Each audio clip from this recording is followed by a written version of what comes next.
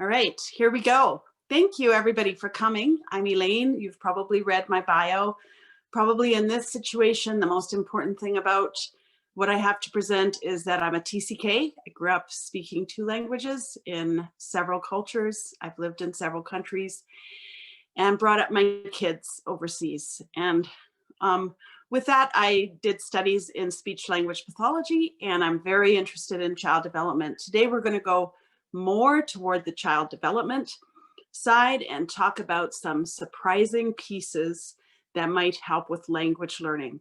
So it might feel a little bit like the language learning comes right at the very end, but I hope that, like a puzzle, you know that good feeling you get when you get the puzzle done on the table and you haven't lost anything? You're not searching under the table anymore, and you put that last piece in and the picture is complete. So I hope we'll get to that point and you'll go, aha, yes, that is a helpful missing piece. We're going to start with resilience. As I was preparing for this, I watched a few other people talk about resilience. The main thing I discovered is that everybody has their own definition. So we're going to start with our definition of resilience for today. Some people say it's getting through trauma without any damage. That seems like a low bar. Some people say it's returning to a normal state quickly and easily. The problem is my normal and your normal might not be healthy. So we want a picture that's a little bigger than that. And so I go to the person that has been my guru through development, child development, Dr. Gordon Neufeld. He's a Canadian psychologist, and I think he's a philosopher. So he takes other people's research, puts it all together, creates a theory, tests his theory, but he's not a researcher himself. And I love his work because whenever I go to test it on humans, it's not that sort of 50% divide. It's like, how can I make this useful?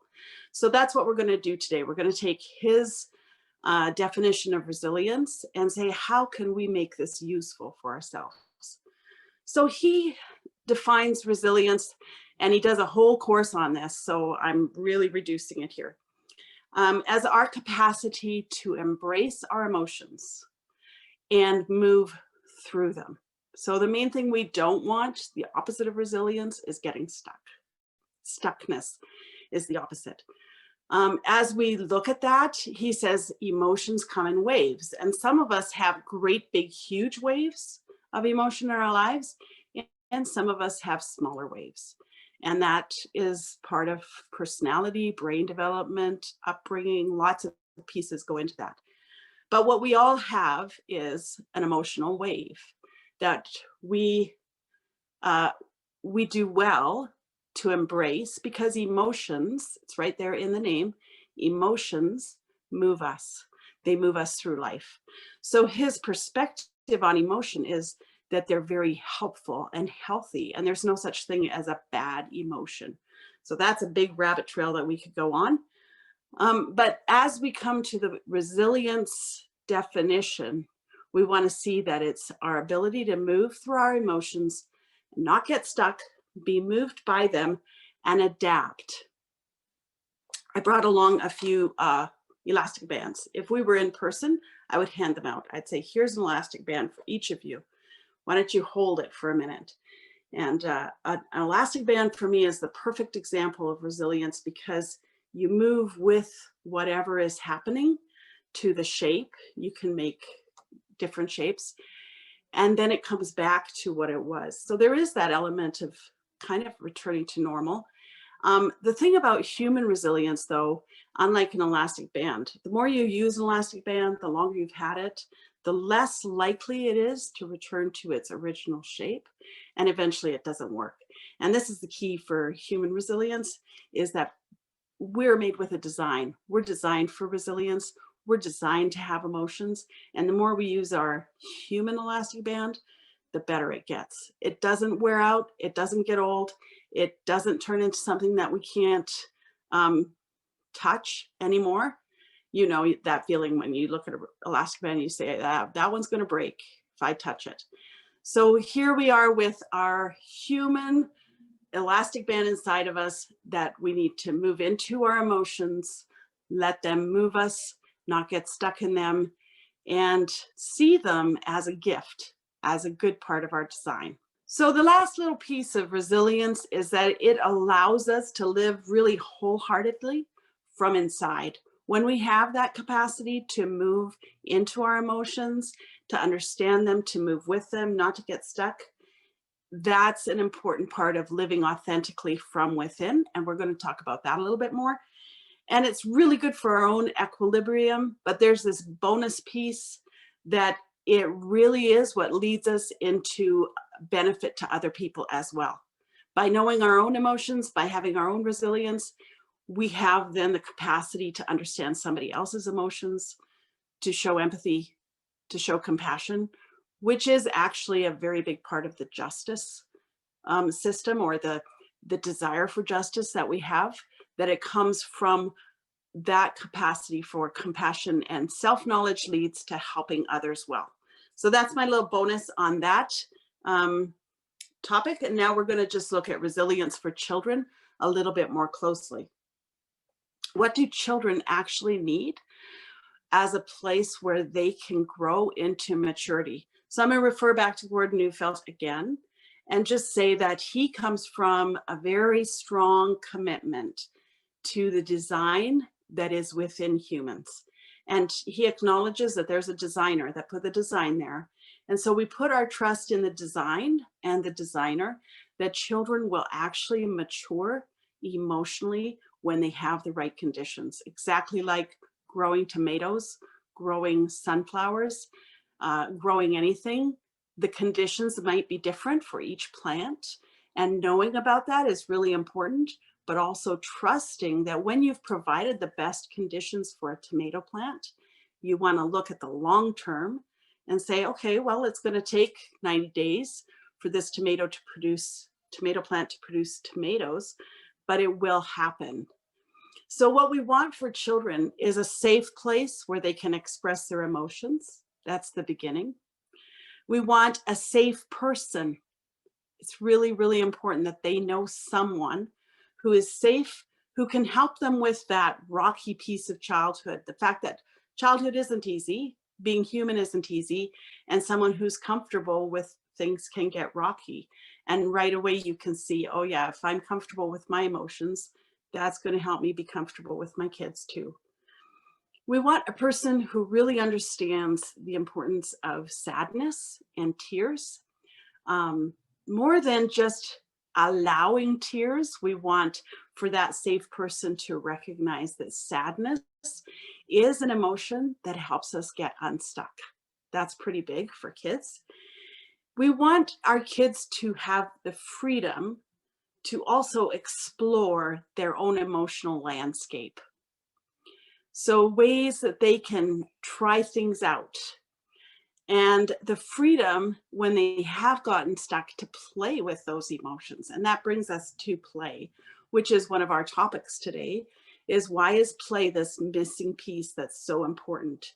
And play really is the natural gift, the place that's given, where children enter into a place where they are free from lots of sort of pressures, and they get to explore emotionally.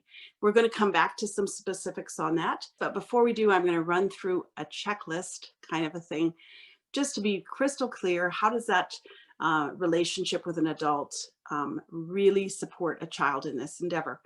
First thing, an adult needs to be a safe place, not a place where a child's going to feel judged, or they're going to feel punished, or some things are wrong emotionally for them to have an emotional reaction. Of course, there is some limits, and that's a rabbit trail we're not going to go down. But if a child feels safe with an adult, that's key.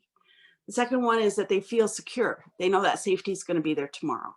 So today, mama is safe, and I can cry, or I can have an emotional outburst. But if I don't know that that's going to be there tomorrow, that's going to be a bit of a problem. We want relationships with close caregivers. I mentioned mom, but it's really mom and dad that are calm, that a child does have a connection, that when they come close to that caregiver, they do feel calm. We want comfort. I talked about tears. We want that child to know, oh, who do I need comfort from? I remember my 16-year-old at a conference hurt himself fairly badly, and someone found me and said, your son is looking for you. He was 16. And I thought, yes, I've done it. He wants to come to me for comfort. I'm still his anchor. And that is a really big key thing, that when we've lost the capacity for comfort, it's a sign that something's not quite working. So we want to make sure our kids feel they can come for compassion and comfort, and know that's what they're going to get. We also want grace-filled relationships where kids can make mistakes. And again, we could do a whole hour on that. But guess what? This is not just kids. This is where adults actually mature emotionally. And most of us, when we start to look at these things that work together, say to ourselves, I know I sure did. Man, that's something I need to work on. So some of the components of emotional maturing, of the wave, of finding your way to adapt and get unstuck, we need to learn those as adults as well. And so that gives us a place to go to be more grace-filled, and that's a key component. So we're going to shift gears a little bit with something that I noticed as I was working with families, working with their children, learning other languages, living overseas.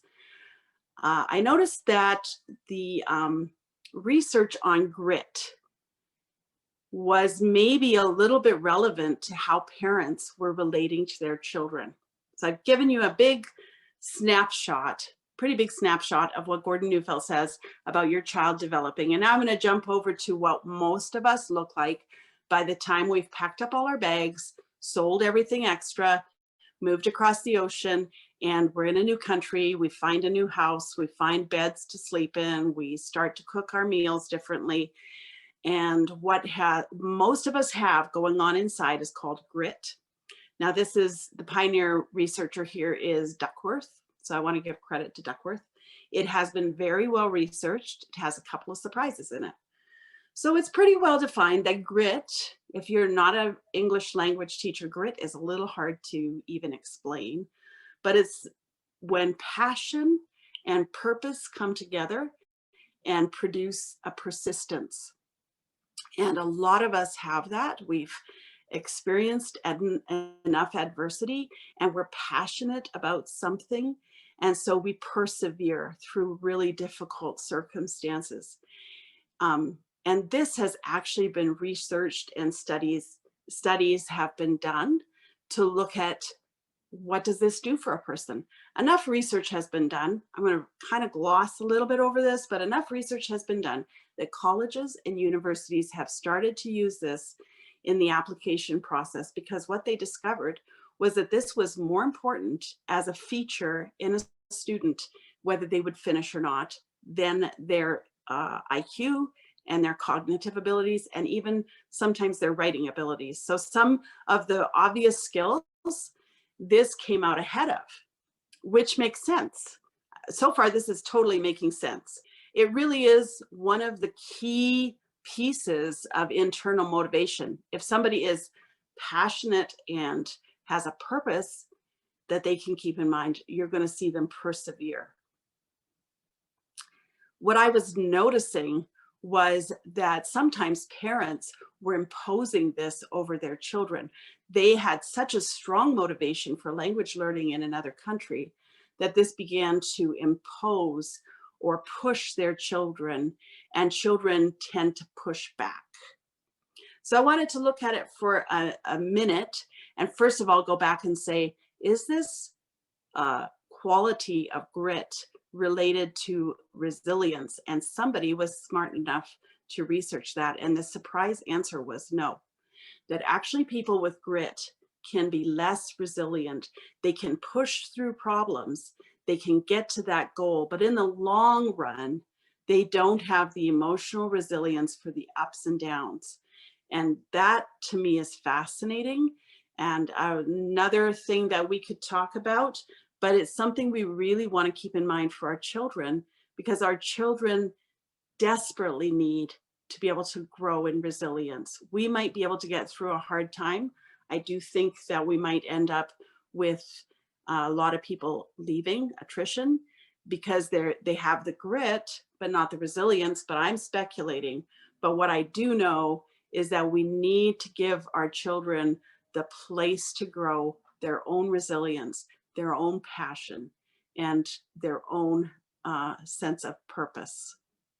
So it's not just that they discovered that grit and resilience didn't go together. They actually discovered that there was an inverse relationship. So people that had high grit, high perseverance, could push through some really tough spaces. They had less resilience.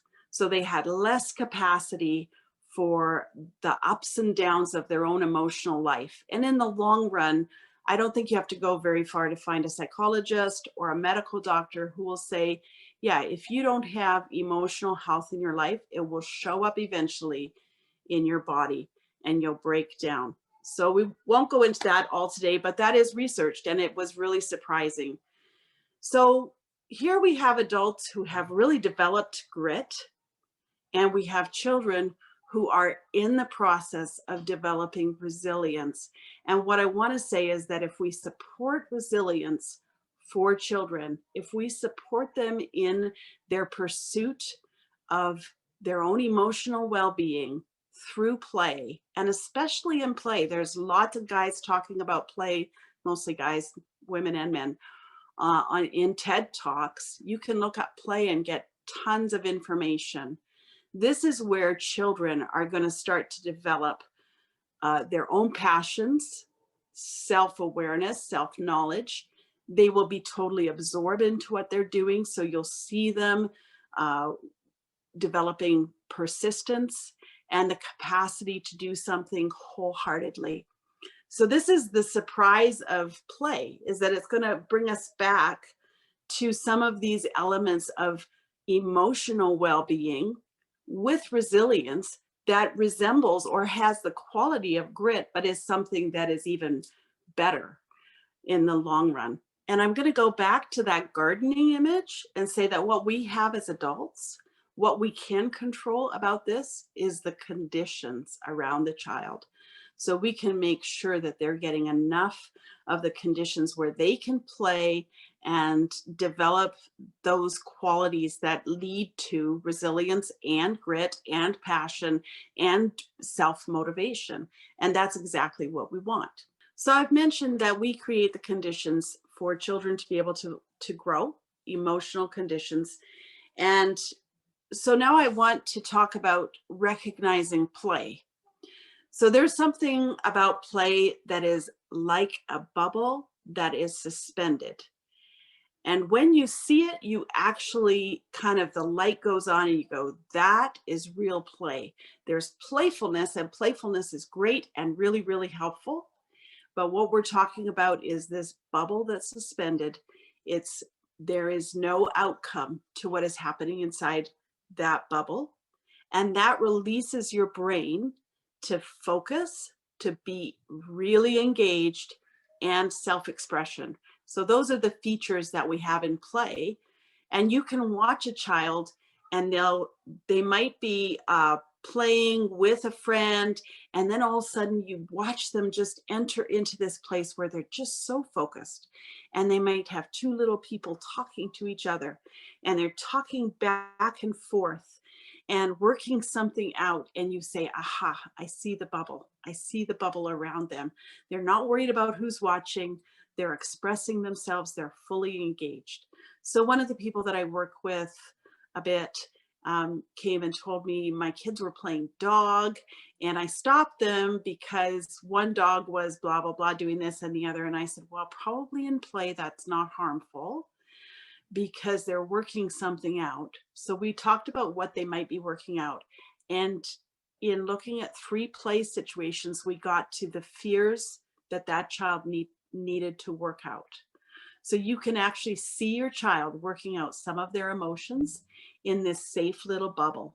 And what you control of that bubble, you cannot get them to get in it. And you cannot say, okay, it's time now. but you, by making their life safe and a place where they rest into the relationship that they have with you, that's when kids will actually naturally go into play really well. There's a whole book about that. I want to give credit to Deborah McNamara, Dr. Deborah McNamara, Rest, Play, Grow. So she says when children can rest, they can play well. When they play well, they grow. And that's what's happening. Literally, the front portion of their brain and the emotional brain are starting to make connections and work together. And uh, the list of things that happen in play, you can look up different people, say it's developing social skills, it's developing emotional skills, problem solving, sequencing, all kinds of things are happening. And lots of people have their lists, but play is doing this work of knitting children's brains together. An interesting insight on this is that NASA now, when they hire people to work in whatever they're working in, they do a play history, and they will not hire people that didn't play as children. If children were put into classes at age 1 and 2, and some countries do that, if they were taught art and music and math in their childhood instead of being allowed to play, NASA says, no, they don't have the quality of problem solving and creative thinking that we're looking for. So I find that fascinating. The natural design that we have, we come back to that. The natural design for children to develop into good resilience, and that resilience to be passionate and purposeful, is that they get to play, and they get to play with their emotions and with the things that they find fascinating and they can pursue. So that's where I think play becomes such a crucial thing for us to understand, that it's much more than just a pastime. It's actually developing into our children into a place where they have the capacity to motivate themselves into something. So now I'm going to come to another little piece for adults. This is so interesting too. And I'm going to give credit for my research today to Daniel Goleman. And this is about getting in the zone. So adults also get in that bubble. Adults actually do the same thing, getting into a zone where they're fully immersed, energized by what they're doing, and they're enjoying the process, and it's called flow. And there's tons of research about this. It's quite interesting. The research for children in play is that we have to let it do its own work for the kids. We need to not intrude and make it work, because then it's not going to be play anymore.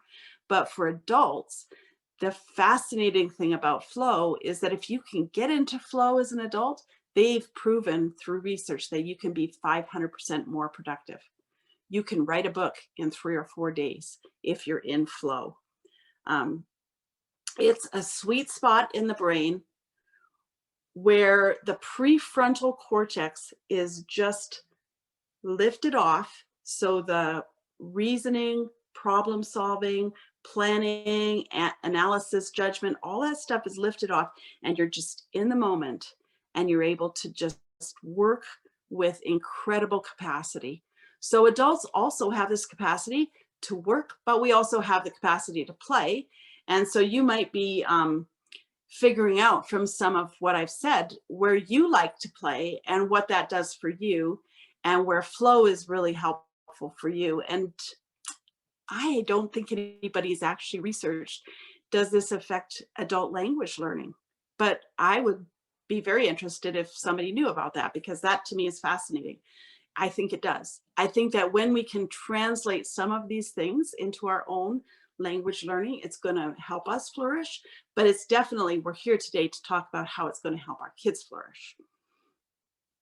One of the things that Daniel Goleman talks about is that there's a piece of challenge that needs just to be high enough that it demands full engagement from us. So we actually need to be engaged in something, but at a challenging level, so that it pulls us in to our maximum. That's something from Daniel Goleman that I think is great for adults. That's a free bonus for adults. but it's also kind of good for kids just to understand that piece of challenges is welcome and we want it there, but we want it only at the level where it's going to just invite us to do our very best. Daniel Goleman also mentions that self-confidence is a key piece of this. And I think if we go back to the children piece and resilience, you'll see that children who do have a very great surrounding for their emotional expression tend to blossom into self-confidence. Don't want to make a blanket statement because everybody's a little bit different, but that is a key piece there. And he also invites us to take a look at humility, that getting into flow, it feels like a risk. It feels a bit risky. And a key piece to it is humility. So you can start to put some of those pieces together for yourself, that children who have that emotional capacity for the wave are going to have the capacity for humility, for risk taking, for self-confidence. I just think that the pieces kind of start to float into place themselves. The bonus here is that hopefully as you look at flow for adults, you're going to see a few things for yourself that really help you to do your very best. So then we look and we say, well, do we see flow in children? And certainly we don't see it in the way that we would research it in adults and say, what's the outcome? Are they 500% more productive? Because as soon as we would do that, we would impose the one thing that saves play in its bubble. So we can't and we don't want to do that, but we certainly do see that flow is very similar to play for children, and that our children in that state are developing exponentially. There's so many things developing at the same time. We see that social awareness is starting to develop. The use of roles, role play is so interesting for 4-year-olds usually. And they're developing this great mastery of how to behave in certain roles, and problem solving and planning and seeing what causes what, and passion and interest, and children who love to build things and see how they work together. You see that coming right out in what they choose to play with. And certainly you see them working through their emotions and figuring out. And if you watch what a child is saying in their play, you'll start to notice that they might be talking about the things that they're fearful of, or they're acting out things that they're fearful of. And that is really helpful for a parent to understand that it is all part of a design and all part of a purpose. And having the eyes to see what's going on changes how you respond to it. What about playfulness? I think I mentioned it a little earlier. Playfulness is certainly its own quality that has tons and tons and tons of great things. And if it can lead us to true play, if we can go into playfulness and let it encourage or lead to play, then that's wonderful. And when we're doing language lessons, we might not be able to get to play. We might not be able to get our children into that state of play. That may come later when they're with some neighbor kids or on their own. But playfulness is super helpful, just to give the impression that language is something that we play with. And if you watch kids naturally developing, you'll see play with language starts very early on. So now we come to what we call the kingpin of the whole thing, putting the puzzle together, bringing it all together as relationship. And why is that relationship the kingpin? Why is it so important? I'm just going to run through this. Workshop has come to you from the languagelearningforchildren.com website, where we have curriculum and blogging and a course that you can get. And we come at language learning for children with what we call our 4-legged stool. We have 4 things that we firmly believe, and I want to go through them quickly here. I've mentioned some of them. Design is key. We're actually designed to learn language. And if we can believe that about our children, that's a big, big step in the right direction. We also believe relationship is at the heart of language. We have instincts and wiring that are put in us by the designer that create a desire for language, and it motivates us and it keeps us going.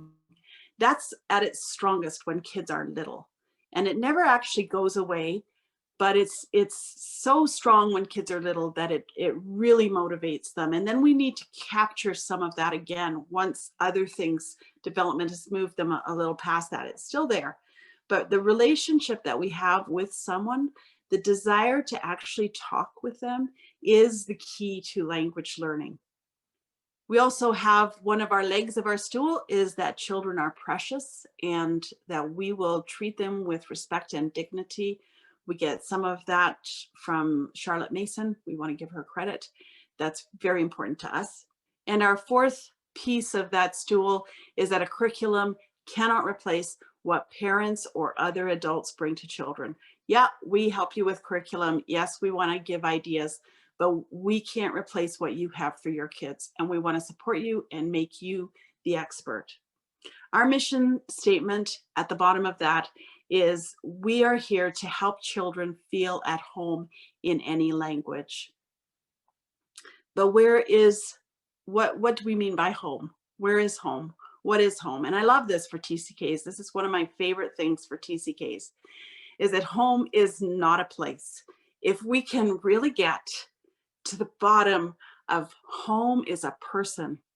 Home is where I go for comfort. Home is where I go to be seen and valued and understood. Home is my family, and wherever they are is kind of arbitrary because I'm a TCK, but I know that when I go home, I'll have this feeling of belonging and value. So you are home to your children. You're their home. I went through agony, even though I grew up as a TCK, that my kids were losing so much of that feeling of home because I brought them up overseas. If I had understood this, I would have felt so much less stressed about it.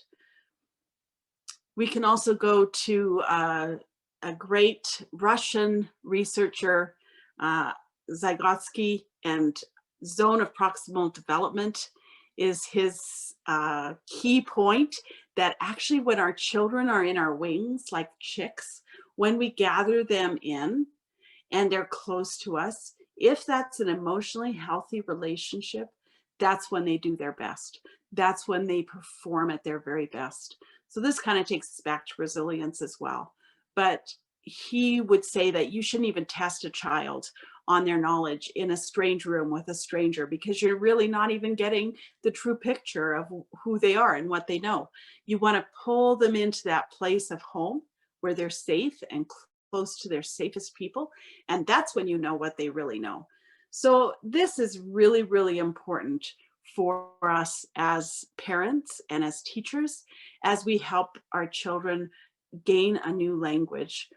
We need to bring them into a place where they know that we are going to be safe for them. We're going to acknowledge who they are. We're going to protect them, and we're going to provide for them. Those are our instincts coming out and creating relationship. And when we do that, their brain is going to function at its very best. When we're that place where children feel connected and they feel safe, this is where they're going to come to when their brain says, alarm, alarm, something's not going well. And the purpose of that alarm, of that feeling of I need to get home to my safe place, is exactly that, to bring them back to us and to put them back in the relationship where they can flourish. So if we can see ourselves as that safe place where our children are flourishing, and we can put ourselves into the new language with them, we have become the kingpin.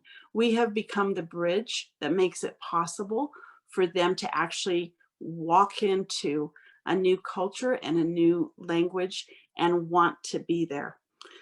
So we look at the puzzle and we see that there's these pieces of play, resilience, being at home, and learning language. And this is the sequence of what I see connecting them to each other. Your child is going to thrive when their emotional capacity is growing in a healthy way into resilience. If you've put that piece into your home, you should take some confidence and assurance and comfort in knowing that that's a design that works. And that's a great thing to have that emotional piece in your home. Your child is going to grow when they have ample place for play in their life. That's another piece. Every time you see your child playing, role playing, or in that bubble, in the zone, playing with something that they're passionate about, that is such a big reassurance that you should just take pride in it and joy in it and satisfaction. Let that actually feed your soul. Yes, this is good for my kids. Your child is going to embrace language when there's a relationship that means something to them. So if you're having trouble finding those relationships, that's a hard piece. But if you can find friends for yourself, find community that is meaningful to you, and your child can start to play. I remember my little girl, she was 4 at the time. She's my second child, but my first daughter, and coming home through the front gate, and there she was with a neighbor girl, 4 years old, and they were pouring sand back and forth into 2 buckets. And my little girl was saying, "Hakeka." And the neighbor girl was saying, "Yes." And they were going back and forth, "Hakeka."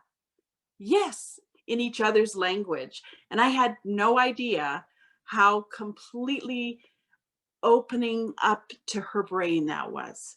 That was a relationship that was inviting my daughter to come in and start to learn the language when she had one word, that word that sounded so fun that she had to say it over and over.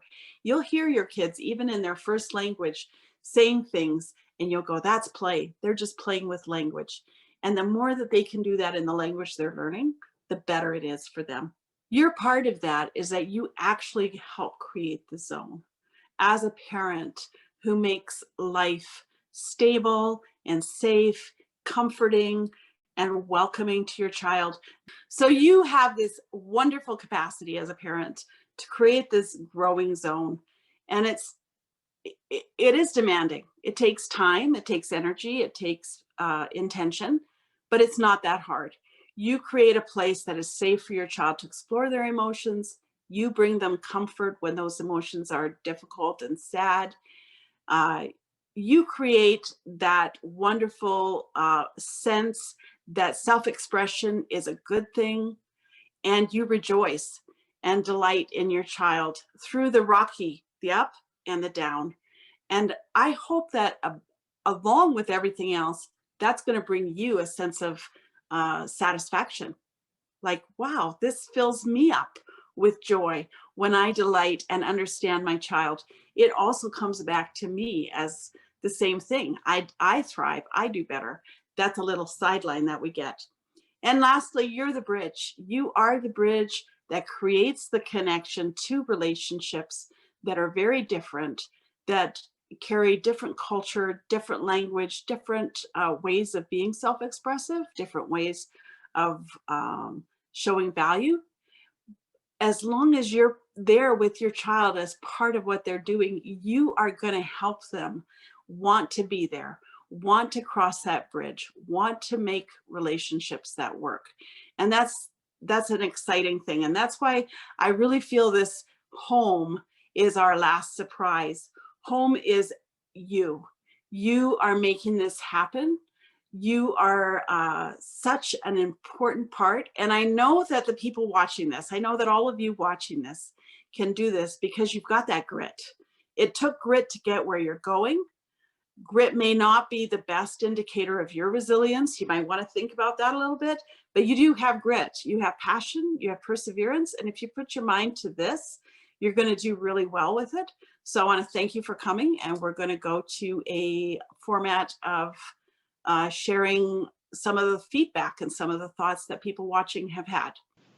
Thank you, Elaine. I really appreciate that piece that you talked about on resilience and grit, with resilience being our ability to move through our emotions, not get stuck, be moved by them, and adapt, and grit, passion and purpose coming together and producing persistence. And for me, I found that my language learning and cultural adaptation has really been driven by grit and a strong purpose for what I'm doing. But when I bring that peace to my children, I definitely have experienced that resistance from them, and learning that it's really relationship that is the most important for them. One thing that I think illustrates the resilience piece is this week I was going through my middle daughter's drawers with her, and we started with the sock drawer, which I thought would be easy.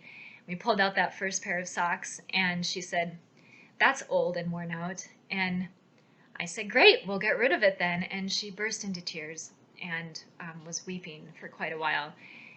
And when I was able to unpack it with her, she said she didn't want to get rid of them because they reminded her of the city that we used to live in. And so we talked about that, and I held her, and we were sad together. And we started to just remember the people that we loved and who had been in our lives, and dream about when we would get to visit them again. And so being able to pick up on those times where there are strong emotions and unpacking them has been important for us. I was really kind of moved by the way that she described the concept of home, and how that how the concept of home builds resilience, which will lead to language confidence. I lived abroad for many years, and that concept and that feeling of being at home was kind of elusive for me there. And now that I'm living back in North America in my husband's home country, not mine, what makes home, not just for me now, but also for my son, my 4-year-old son, and now for us as we are trying to create a language environment together in this little house, which has mostly been in this little house because of COVID and whatnot. How are we creating a home in that language as well? How am I really allowing my son to feel heard, and the things that he says to matter? That he feels safe and secure, not just in English with our family, but also in the target language. That was something that I had never really considered before, and has brought us a lot of a revelation of what we may have done wrong in the past, and also a lot of breakthrough. So thank you so much, Elaine. One thought that I had while I was listening to you was how oftentimes when I have space to play with my children, how I'll often bring an agenda to that space and time, and I'll maybe take something that could have been an opportunity for play and turn it into something else, which I know isn't necessarily negative, but it made me reflect on how maybe in my own interactions with them, I am not taking enough opportunity to model play in my relationships and interactions with them, and instead will turn a time of play into maybe a game that can be a part of play, but I think it can maybe turn play into something else. Or I might bring an agenda or try to turn it into a learning moment, all of which can be good things. But I was just reminded and encouraged by your presentation to not just make space for them to play, but make space for us to play as I interact with my children. Well, I really appreciated your talk, Elaine, and I was thinking about my experience in India, and I didn't ever think of it in terms of home at all, so it's a light going off in my mind. In regard to my children, we would go once a week for 4 hours to a place that was like a garden park, and most of the children played in a mixture of English and Hindi back and forth, and my children would go and play. And the rule was, since we were there for 4 hours, that if they wanted to go home, they could just sit with me for 10 minutes, and I would stop talking to the grown-ups, and they could just be with me. And that was the way we would wait. I called it the ebb and flow for my children. I said that sometimes with play, it feels really, really, really, really fun, and that's when you're in the high part. And then sometimes it feels really, really, really bad, and that's when you're in the low part. And I said, when you're in the low part and you want to go home, you come and sit with me, and we'll just wait for 10 minutes, and then we'll see how you feel. And you let me know if you want to go home. And if you want to go home after those 10 minutes, even though we plan to be there for 4 hours, we will go home. And so that 10-minute window, generally, I don't think there was a single time where it didn't work. And I have some really persistent children, but I would just let them sit in my lap, and they would watch the children playing, and I would just kind of talk about what the other children were doing, and not telling them to join in or anything, just be there. And they would tell me, and then sometimes I asked what happened, and we would just talk about it a little bit. And then eventually, as long as I didn't engage with the other mothers that were there that I really wanted to, then they would kind of say, oh, I want to try that. And I'd be like, that's fine, you can go over there and try that. And then when the 10 minutes was up, almost always they just were playing already. I didn't even need to tell them that the 10 minutes were up. So I think that really, your concept of home really makes sense to me in that setting, is that they felt at home, and that's why they were okay taking that break. About children doing language learning and having access to the right type of toys that help them to naturally fall into role play style interactions with each other and with the people who might be helping them learn language, whether it's a language nurturer who comes to their house, or neighbor children who are locals who speak a mixture of local language and English when they play with my children. Putting out the right type of toys and making them very accessible. Things like puppets, costumes, will provide a good setting. And the setting is the thing that I have control over. For the children to naturally fall into this type of play. And instead of restricting my children from playing with things like our suitcases or something, to let them work out their anxieties over travels and transitions, perhaps giving them access to those things will be me shaping the space for them to play through those things.